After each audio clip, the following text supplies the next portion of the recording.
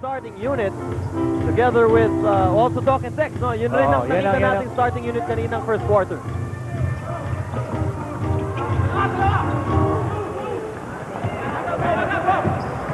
Si Alapag na iwan sa kabilang court, sa backcourt. Taulava. Si Big is parang he's taunting Taulava to take that shot, and Taulava took it. Good decision by Ali Big. Pinapatira niya si Taulava sa loob, sa labas, no?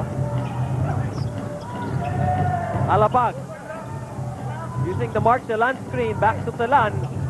Telan will take the side jumper.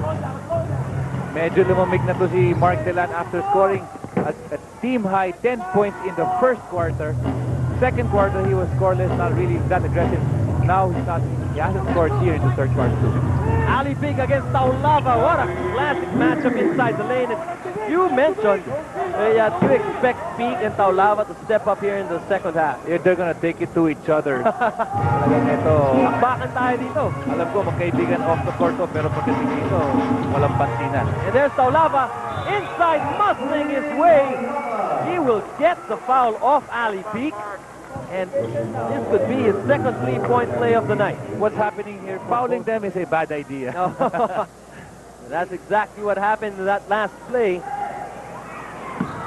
A rock. 2 for 2 from the line tonight. Now Aspie with a dozen points. Supply. Being watched carefully by Willie Miller. This has been the highlight of the third quarter. Ali Big and Asi Taulava going at each other. At that time naman, medyo malayo yung kamp ni Ali Big. Medyo malayo siya sa shaded lane. So, Asi Taulava will do this ground. Miller, the 10 of the shot clock, they go back to their bread and butter play. Taulava, inching closer, and Asi too long, too strong. So both possessions on both teams, they're going down to their big players. They're trying to establish early in the third quarter who's got the inside game, who's going to be the team na may advantage underneath. So right now, Taulava with that advantage as the Phonepals take a 4-point lead. Arrigo, end of the second quarter.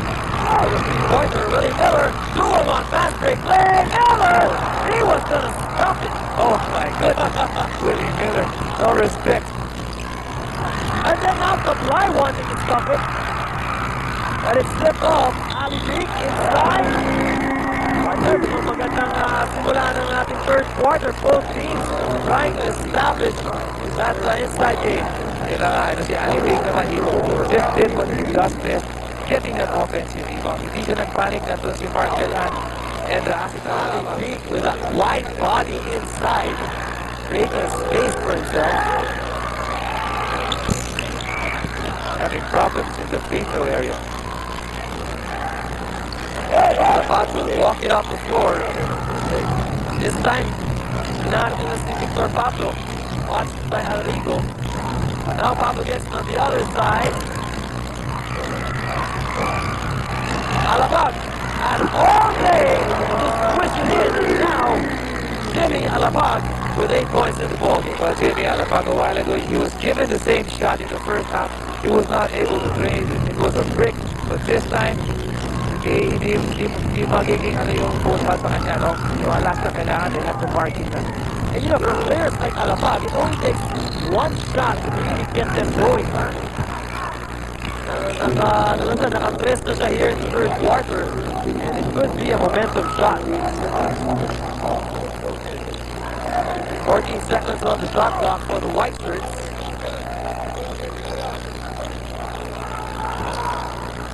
$55-50. Clock index. Ang ating defending all Filipino champions, looking to make it 2 wins in a row. Taulava with a one-handed rebound. Handoff. Miller! He just followed the shot. Yeah, in basic basketball, once you take a shot, you follow. As soon as you release, sprint to the basket. try to get your offensive rebound. Miller, 2 points again for a total of 7 points in the ballgame. Here comes the Phonepals once again, dialing a number on the box. He will crash to the floor, but looks like a foul will be called here. He'll go against the blue hat. That's his third personal foul. Mike Cortez has already. Pero nakita mo si Jimmy Alapag, walang takot siya. Pag sumaksak talaga. Sige, walang Fearless. Walang matangkad sa basketball para kay Jimmy Alapag. At saka, look at your height. Hindi nag-iisip eh, no? Oh, Alapag. just strong first shot. Now, Tom Hawkins replacing John Arrigo to give the Aces a little more muscle on the floor.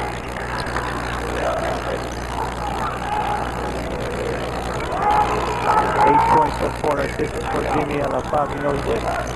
You know he's going to take a lot of more shots here in the third and fourth quarter, depending on the big guy, Asi Naulapa. If he's going to get doubled, double nito si Asi. Pag double si Asi, a lot of the 4 other players will get so much more attention to basket. And if they don't double Asi Naulapa, Asi's going to take them one-on-one.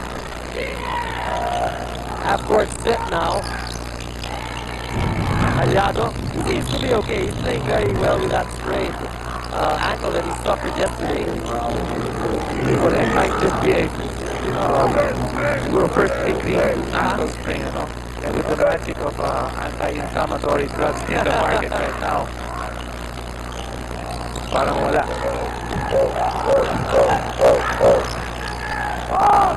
12 seconds on the shot clock. Hawkins finding an open lane, but not finding a way to score the shot.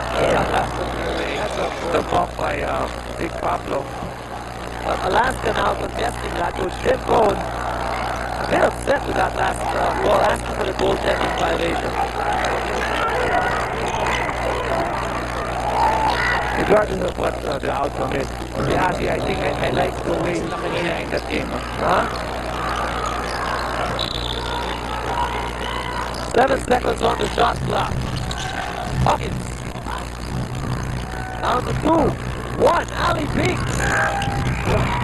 In and out. That's the best shot they could get out of the 7 seconds. Good shot for Alaska. Pablo. Down low. Now they'll go the other way. Back and forth we go. Now Blight. Now Mike Cortez. Oh, a slippery move by the moving guy. Jimmy Alapag was waiting for the help to come. Miscommunication between the Phonepals on the last defensive stop. 2 points again from Mike Cortez the easy way. Now, the ball movement, very obvious here again for Talking Tech. They're going a little bit more to their big man, Taulava. There's the aggressiveness we've seen here in the third. And Here he's he already goes again facing Ali Peak. Tignan natin with ito. another guy under the knee.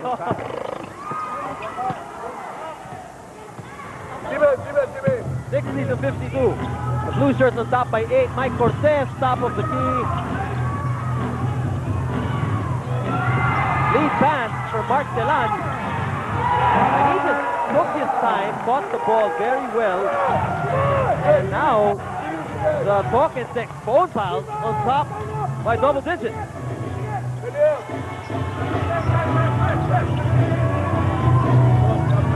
Ali Peak. Outside to Don Aliado. Check out his lip swagger.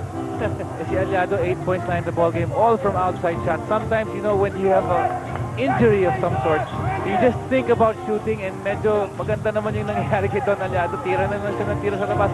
8 points na siya in the ball game. Still a decent ball game put up by Aliado despite the injury. Oh, that was just an awesome drive and draw play. Cortez trying to read the defense. Passing outside, Kaplay threading the needle. Using the rim as a defense decoy against Asi Taulava. Hindi mahabol ni Asi dahil yung ring nakaharang eh. Galing talaga ito si Brandon Kaplay. And talk about explosiveness. We're seeing some very explosive plays here tonight.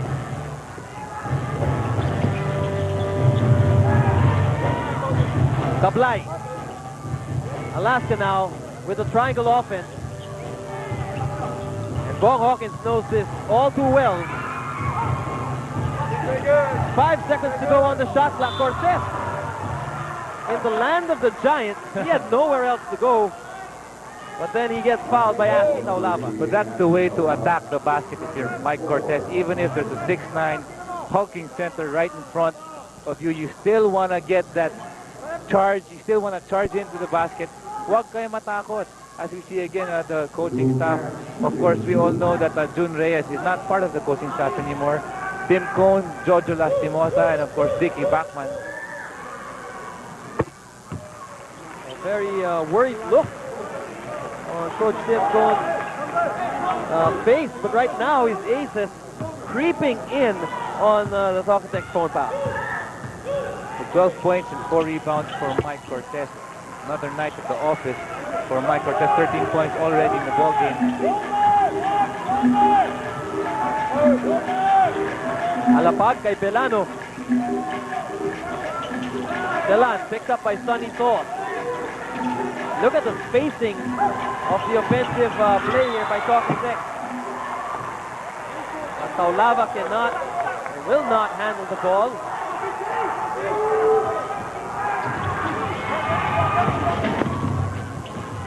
(64-58). Talking Tech on top by 6 with 4:26 to play in the third quarter. Mike Cortez.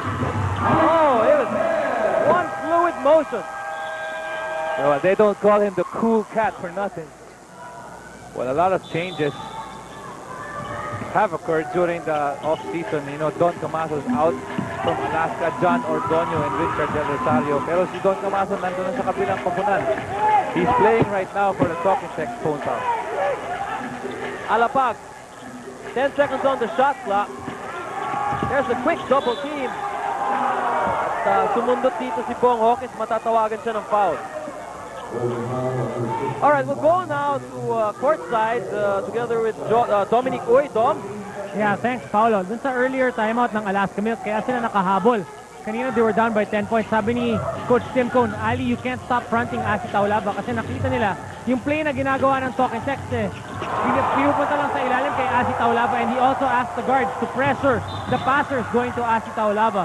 So tighten up on defense and the offense will come next. Back to you guys. Galing ng timing mo, Dom. That was exactly what we saw on that last play Supalpal. when Taulava was double. And here it happens again, you know. Asi Taulava and there's 2 or 3 guys. That's just what happened for the Alaska Aces. Sonny Toth. Pinapostean dito si Mark Telan. One-on-one. Toth with jump hook. Nice jump hook from the young fella. Sonny Toth not respecting the defense of Mark Telan. Jimmy Alapag now with 3:30 in the third quarter. Passing to Belano. Belano. Now Mark Telan, papawian niya ito si Sonny Toth from outside. Yeah. Sinabi mo, Paulo, bawi agad. Ano? Siyempre, you know, as a player, ganyan yung mentality. Gusto mo makabawi ka agad para you get things out of the way. Okay, quit na tayo. Let's play more basketball. Oh, the challenge, Bong Hawkins. That's 2 points. You can't even so open like that. Bong Hawkins will always drain that. Oh, look at Asi Taulava just running all over the place. Now that's what's scary about this guy. You know that he's going to get his inside points. Pero yun, fast break yun. 18 points na si Asi Taulava tonight. He is the biggest man on the floor and the first one down the other end. Toth. Na-timing dyan ni Don Camaso. Here comes Alapag now, streaking down the floor. And again, you know, in this third quarter, they've been going exclusively. Alapag. Mark Telan cannot leave him open from outside. And Miller, oh yes, they're willing Willie Miller has a knack for taking those surprise outside shots, no? That's just unfair, Willie Miller. That's just unfair. Hindi siya Not square for setting the it up, shot, he oh. just puts it up and swish. Cortez. One-on-one, eyeball to eyeball with Jimmy Alapag. Sunny Sauce this time gets it off. And, you know, you gotta give it to Sunny Sauce. He gets blocked. The previous play comes back and shoots exactly the same shot at that side. Pero sasabihin ko sa kanya, pag hindi mo tinira yan, you're being a detriment to the team. You have to shoot that open jumper. It was perfectly set up by Mike Cortez and company. He's got to make that. Hawkins, here comes the aces. Tumatakbo si Cortez. Cortez inside to Ali Peak. They swing it around 70 to 66. Phonepals on top. And both teams are in the penalty. Taulava. Oh, what a swipe by the Hawk. Cortez. Bounce pass. Eugene Tejada with the finger roll. You know, ang Alaska minsan lang fast break. In their stats, you can see the team stats. They're not really number one in fast break. But when they execute the fast break, they are just a pleasure to watch. Alapag making space for himself. Drains it from outside. Jimmy Alapag. So ang hirap, kanina si Willie Miller yung ganun. Ngayon si Alapag, ngayon sabay na sila umiinit. Patay na kayo. Sabi namin sa inyo kanina watch out for this ball game. We're gonna have fireworks here, especially in the second half. Hawkins again with an eye for his teammate. Sonny Sauce now has how many points? Already 10 points in the ball game for Sonny Sauce, just hanging around and draining that back shot. Set up play. And Asi Taulava has been working double time here in the third quarter. And see Sonny Sauce, he's inserted in the ball game to give good defense against Asi the Rock. But he has 10 points to his name already, so he's an asset on both sides. Offensively, he has 10 points. Hindi siya patay sa opensa, kumbaga, and he's still doing his job on the defense, trying to guard this big fella, Asi Taulava, who was fouled. You take a look at the numbers of Asi. He's got 18 points, 5 rebounds, and 2 blocks. And he has been double, triple teamed all game long, so the Rock really working very hard. Well, his averages last Fiesta Conference is 23 points a ball game and 12 rebounds. So he's nearing that. One block per ball game ito si Asi. So medyo lumalapit na siya dun sa kanyang quota. Oh. And in the back rim, loose ball scramble. Tejada went up for that one. And Eugene Tejada has been playing very well in the first half. He came in for just a few minutes and plucked down 4 rebounds. Arrigo, off-balance shot.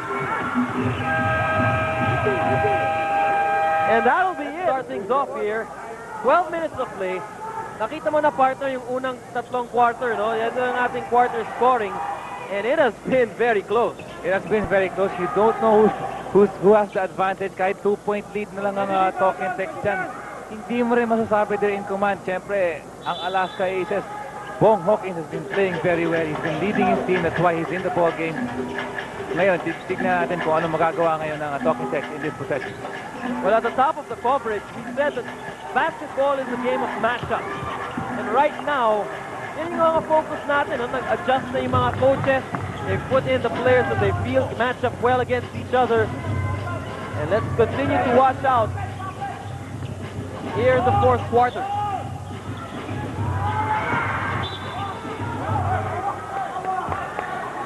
As you said, Paulo, there's a matchup between John Arrigo and Don Belbelano. Alaska wanted to exploit that matchup in that last play. Pero wala, hindi nakuha ni Arrigo yung bola. Ball will go out of bounds in favor of Phonepals. De Ocampo against Sonny Sauce. Nancy inching closer. Good side-stepping move. I like the Yancy Ocampo who does that. Not the Yancy Ocampo who shoots from the outside. He's got a nice looking up and under fake that almost gets everyone to jump. And he's pretty big too. So if you get him inside, get the ball into him inside, it's going to be very tough. to defend.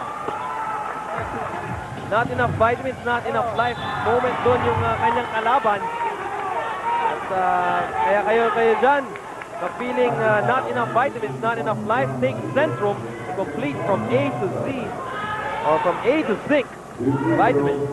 On that last play, Willie Miller was fouled as he was going hard to the basket. But what I wanted to point out was that the Alaska Aces, 5 of them already back on defense.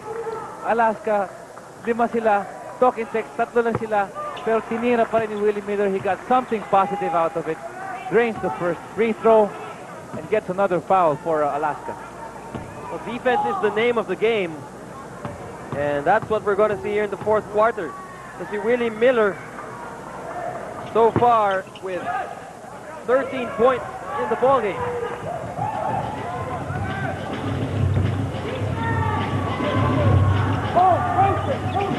Arrigo looking for a teammate. They had to lose it. This is going to be a walk in the park. Oh, Willie Miller missing the slam. Here comes Kablay. That is a 4-point swing right there. But I like the action going on, Paolo. Sabi ni Kablay, ito layup lang. That's 2 points. Well, I love the flair of that Willie Miller with almost a slam. You know, he went up for that one. In fact, I think he went up too high. Kaya tumama dun sa back rim. Masyado mataas si Willie Miller. Either that or he's having a little problem with the new Check Here this it out. goes again. Yun naman, taas ni Willie, oh. It hit the back rim. So the height of his jump is not a question. Bola kung medyo nadudulas siya. Ayan, speaking of the new ball, itong Molten GL7, ang ganda tignan, ano? Oo, It ganda looks tignan. nice. And you know, according to our players, mas makapit daw ito. Mas may ball control sila because of the seams. So there are 12 seams right now on that ball being used for the first time. Ito yung magiging official ball ng FIBA. Oo. Everyone will follow. So we are the first league that will be using it. What an honor for the PBA. Oo.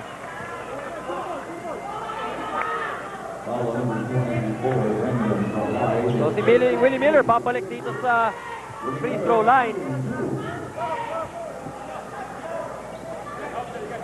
Miller has spaced his points very evenly. Ano? Nung first quarter, meron siyang 4 sa unod, 5 sa second, 4 sa third. So for a total of 15 points in the ball game as Asi Taulava up from his chair. Brief stint on the bench. Miller. Papas ang kanyang pangalawang free throw, 16 points. Para kay Thriller Miller. Ito, pressure defense, pinapakita ng Talk and Text. Kablay will play the one spot.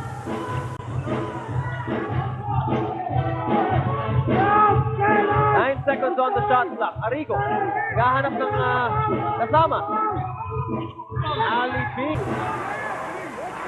Ali Peak only stands around 6'4", but he's playing like a 6'8", 6'9" player inside. He's just like the Charles Barkley of the TBA. He's undersized compared to the bigger centers here. Pero yung strength niya, it's not suspect. No? Yung strength niya, alam mo naman, napakalakas. In that last play, si Asi made a mistake because he made Peak get the ball so deep.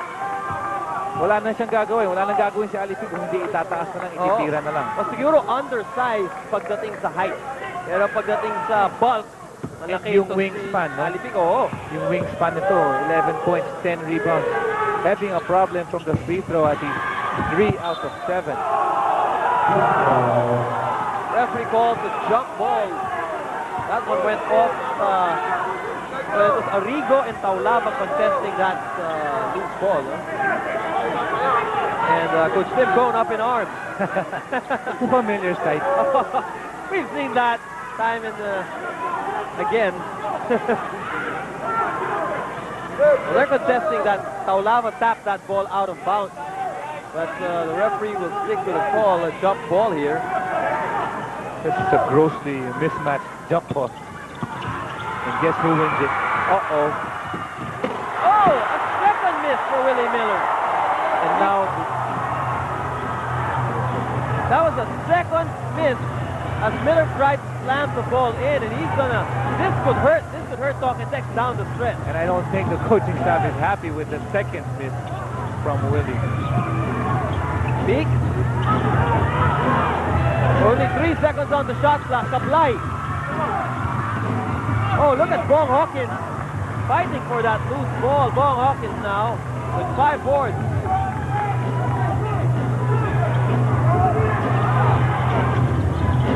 Ablay. Nasunod sa tulog kay Ali Peak, the Mountain Peak, backing up Taulava and Sunbelt Delano. Will get in the way. Miller, this time he goes for the post-up play. Gusto makabawi. Okay, Willie Miller making up for that missed dunk. That's the way, Willie. Get the 2-point break. Ang ating mga players are ready to go. Hawkins will walk it up floor. Court.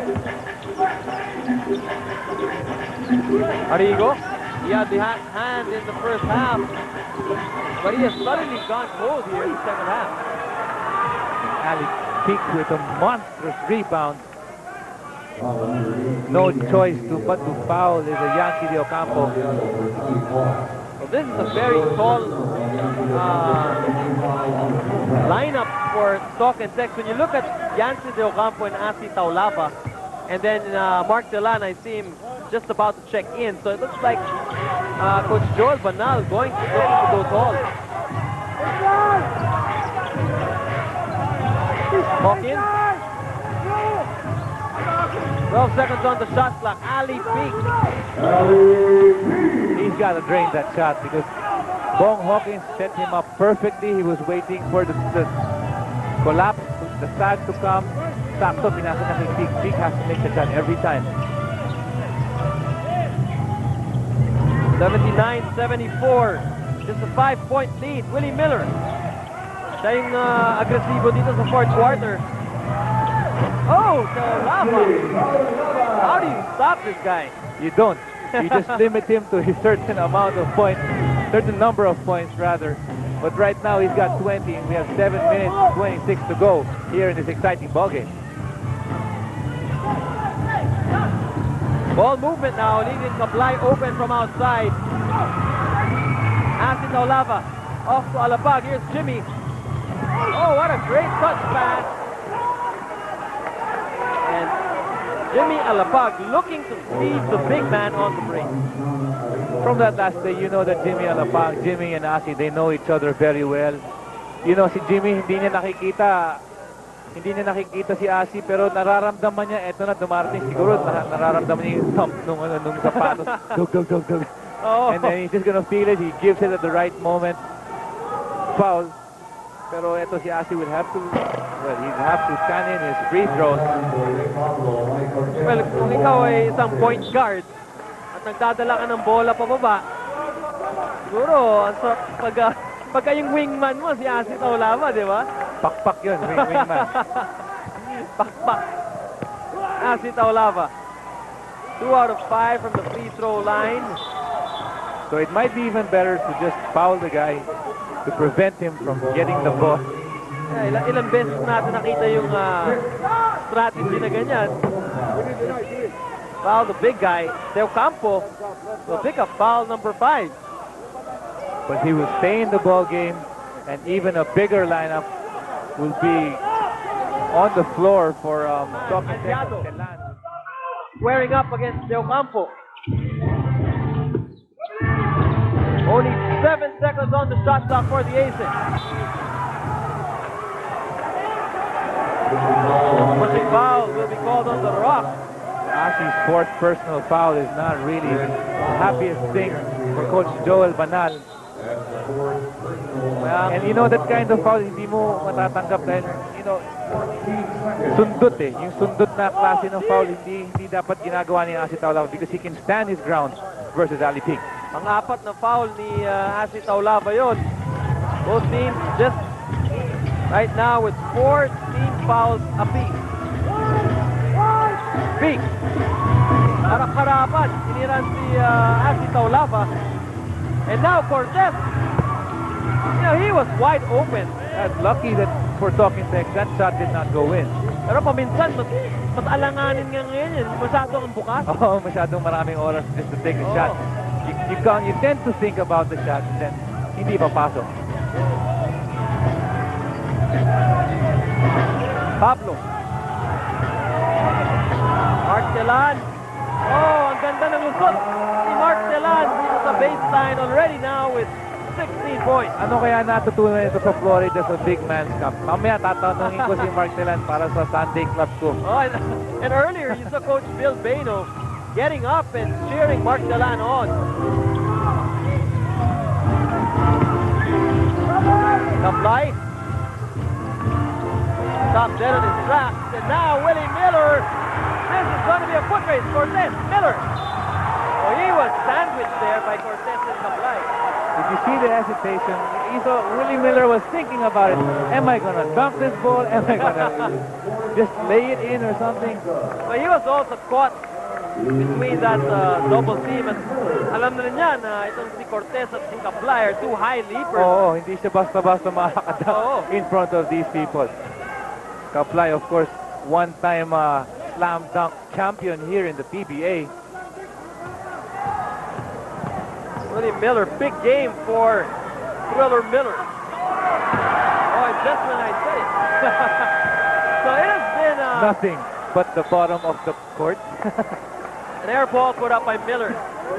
So he has missed dunks tonight. He has had an air ball from the free throw line, but he's still playing great basketball. In spite of that, these guys have been a champion team. Coach Tim Cohn has been a champion coach for so many times. Well, we have 5:41 to play here. You know, that's still an eternity of basketball. Willie Miller making sure on his second free throw. So it's a double-digit lead for a Talking Tech. Arrigo surveying the half-court set. Inside in traffic, Ali Peak. Now, go ahead, partner. That play has been going on time and again. Ali P coming from the weak side and then biglang magsisave na lang. Isisave na lang niya si Asi Taulava. Hindi nakikita niya Asi Taulava. What Asi Taulava can do is just sit back and see where Peak is coming from because they're playing the triangle. No? Of course, si Tim Cohn yan, triangle offense yan. Pero nanggagaling sa weak side si Ali Peak. And at least 3 times nangyari na yan. Ali Peak knocking down the first. Already with 14 points and 14 boards. Wow. 14-14 Two for the blocks. night. And he's dead serious about this ball game tonight. Pasok ang pangalawang free throw dito ni Ali Peak. Mark Telan magdadala ng bola. Lead pass. Alapag. Sabi niya, teka muna. Hintayin natin ang ating mga post-up players. Here's Victor Pablo. One-on-one. Drop, step, and then the J. You gotta give John Arrigo some help there if you're the last of 5 on the floor because Pablo is a such bigger player and heftier player. Medyo alanganin yung depensa ni John Arrigo versus Pablo. And Talking Tech is going big here. Meron silang this big lineup. Mike Cortez, smooth as silk. Walang puntos pa rin dito ang lamang ng Talking Tech. And they're making use of the clock here. No need to worry for blue shirt in this ball game as they're trying to exploit that matchup between John Arrigo and Vic Pablo. Pero yung problema si Asi Taulava yung pumapasa. Hindi siya masyado sanay sa Talking Tech. Well, he has taken on the challenge, following up his splendid performance in game number 1 of Talking Tech's here in the All-Filipino Conference. Cortez. Caught in traffic. Ilalabas kay Ali Peak. Back to Cortez. Cortez. Dribble jumper. And the Aces still get the ball back.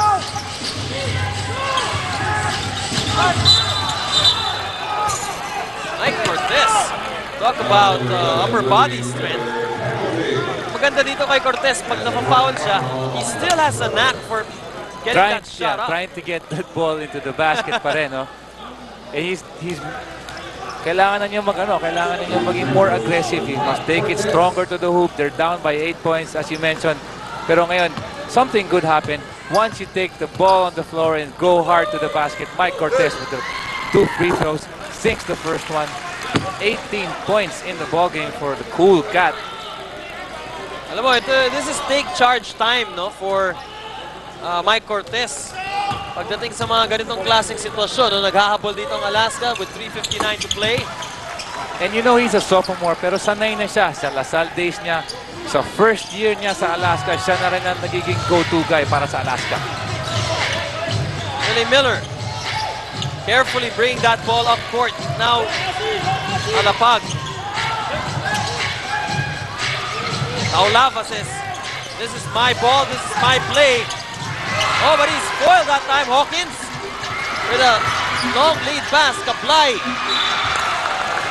That pass is just a little bit too strong for Brandon Kaplay to control. Sayang yung opportunity ng Alaska lumapit. After playing good defense, si Taulava got the ball far away from the basket dahil in-extend ni Pig yung depensa. No? Pero after that, sayang.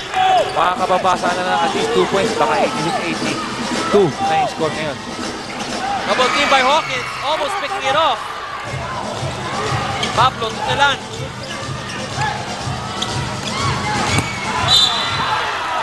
Cortez will slap the ball out of bounds and a foul is called on Mike Cortez. Ang laki ng radius na pwede mong batuan si Asif laban ng bola. You just put the ball up, you throw it in the air, and this big guy will get it. He gets it in front of Ali Pig. May kamay, no? May kamay yung hampas. The line for 2. Asi Taulava, all-important charities. He knocks it down. Ayan ang aggressiveness ni Asi Taulava come fourth quarter. He wants the ball almost every time down the court for the talk and text phone pass. This guy will get a touch at the basket. Laking target ka, no? Tama yung sinabi mo. Papato mo na yung bola and Taulava really out to get it. Ball will go to the Aces.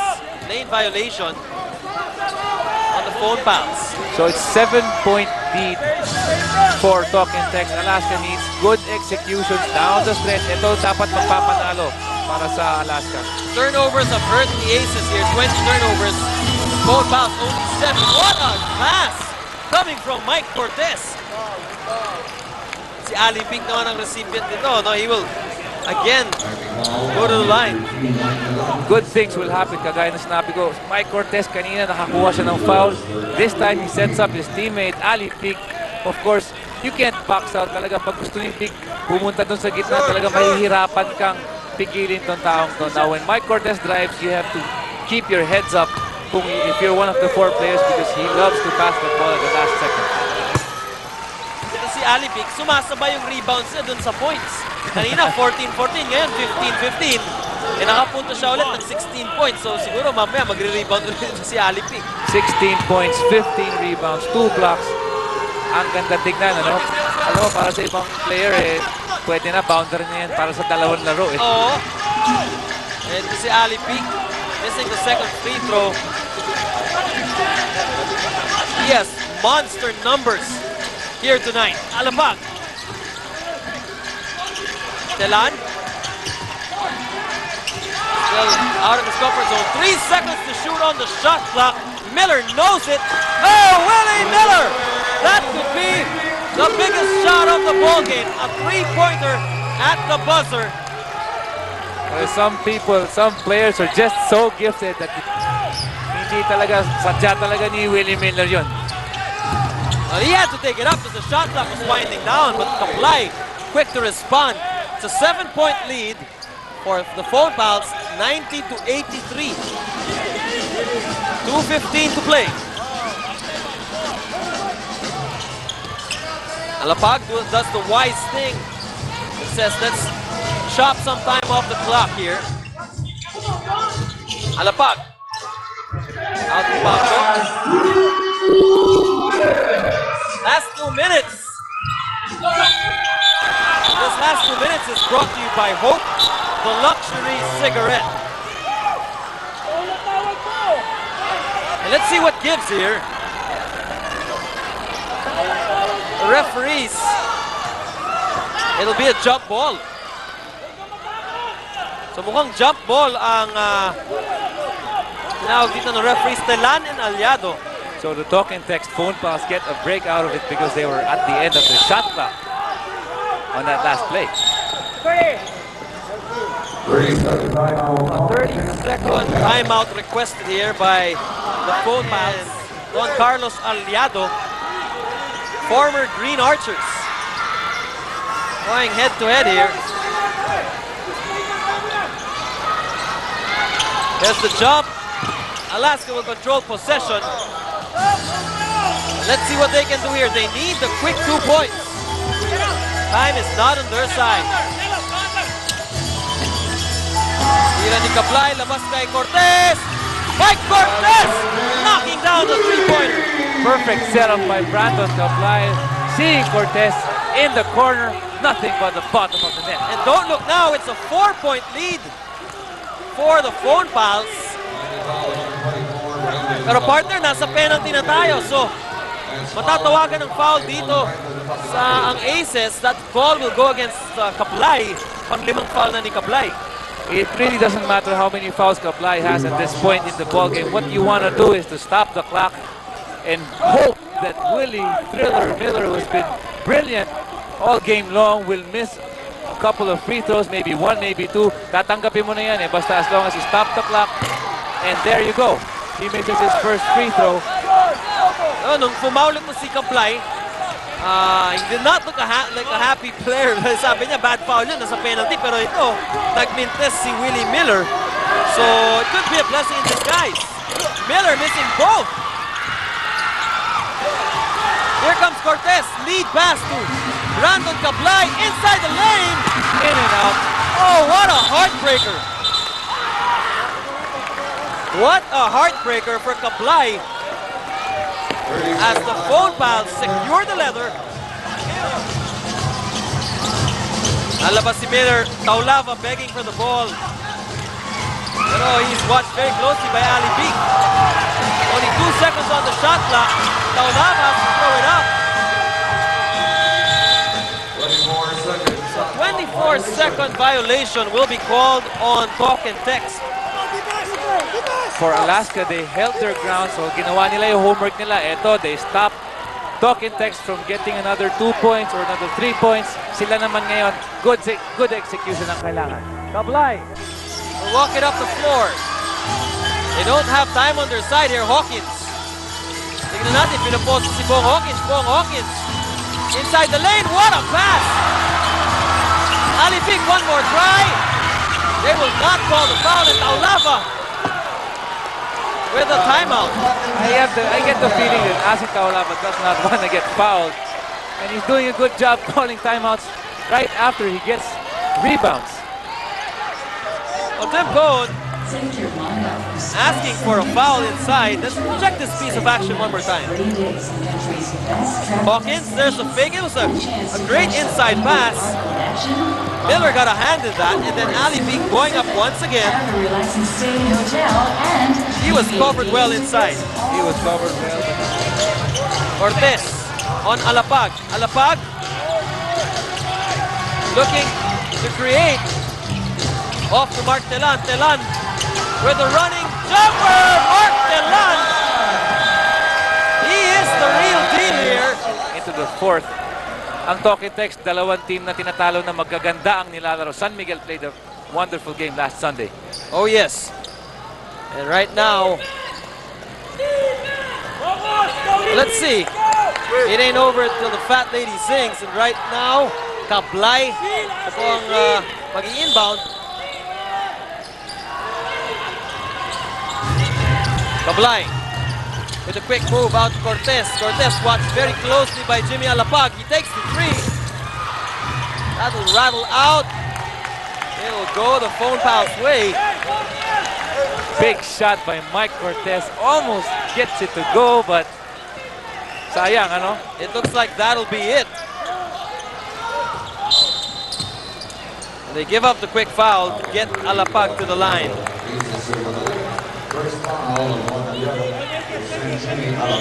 So we'll walk the other way. And you know, it has really been a